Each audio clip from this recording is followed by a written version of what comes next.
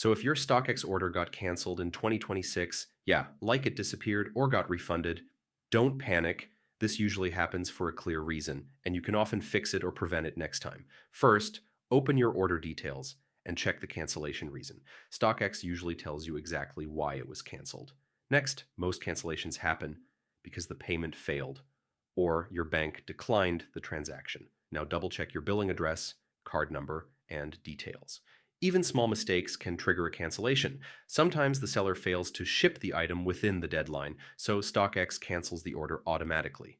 Next, check if your account has any verification or restriction issues that could block purchases. Now, if everything looks fine, try placing the order again. Sometimes it's just a temporary system issue.